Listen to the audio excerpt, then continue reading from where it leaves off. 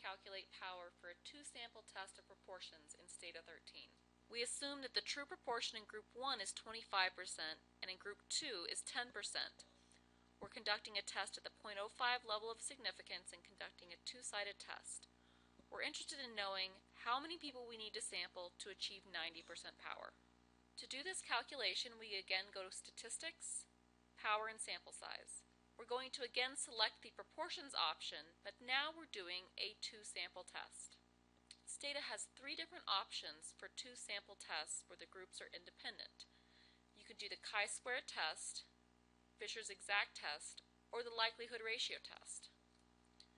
We didn't learn the likelihood ratio test in this class, so never use that option.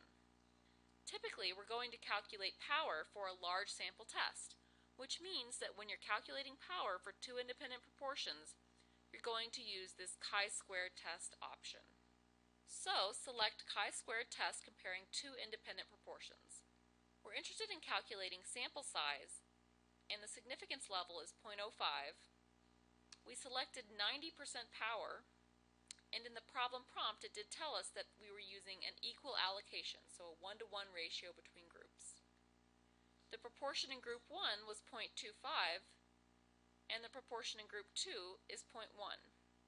We're conducting a two-sided test. We see that in this example we would need a total sample size of 266. Specifically, we would need 133 people per group to achieve 90% power. Now we look at how to calculate power for a fixed sample size. Again, return to the Power and Sample Size Analysis window and choose the chi-square test option. Rather than computing total sample size, we're now going to compute power.